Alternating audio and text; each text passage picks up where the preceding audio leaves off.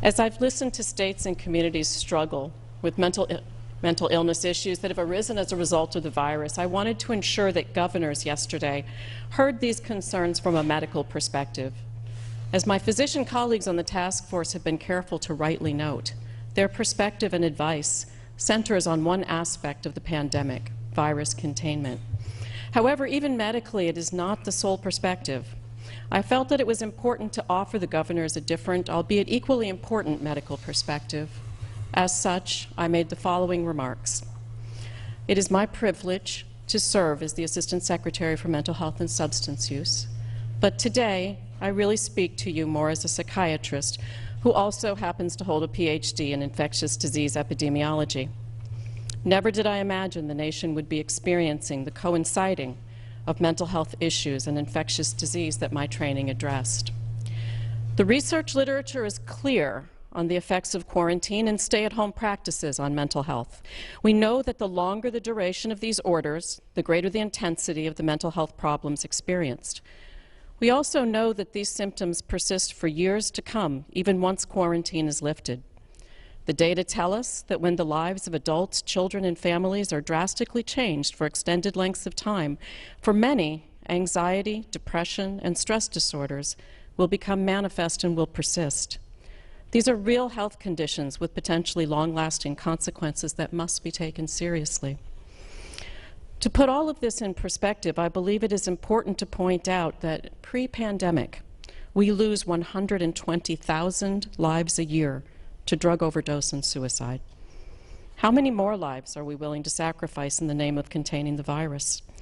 When we look at strategies to reopen, as a medical doctor, I ask that you take into account whole health, not just one narrow aspect of physical health. We continually ask ourselves what the health costs and risks may be of reopening, but I ask what might they be of not reopening, or reopening in such a restrictive way that American lives are not restored. Of course, containing the effects of coronavirus are critically important, but so too is preventing suicide. So too is keeping a person from being terrified to ever leave their home. So too is protecting the mental health of our nation's young people. I ask you to remember that not every home is a safe home. Not every individual can withstand the trauma of not seeing or interacting physically with loved ones. Not every parent can survive the mental anguish of not being able to feed their children because of lost employment. Not every child can exist in a healthy way without the structure and support of school. We have to take a step back and recognize the other effects of our policies. While we contain the virus, are we increasing the risk for suicide and drug overdose? Are we creating a future of substance use and addiction for millions of additional Americans? And if we are doing those things, why have we decided collectively that this is okay? We've worked so hard in states and communities across this country to combat epidemics like the opioids crisis. Why are we willing to forget those efforts now or deem them less important?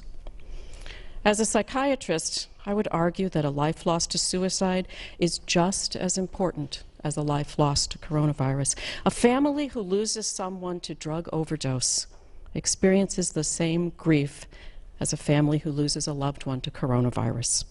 Let us not forget that all American lives are precious. Our citizens count on us to remember their health and safety in all aspects of life. The preservation of America's health and the health of our citizens cannot be measured by only one metric. Virus containment cannot be our only goal, no matter the cost to Americans. If we ignore the reality of the enormous mental health strain we've put on our citizens on the backdrop of an already overburdened mental health care system, I'm saddened but certain that the next major public health crisis of our time will be that of mental and substance use disorders, and it is not far behind.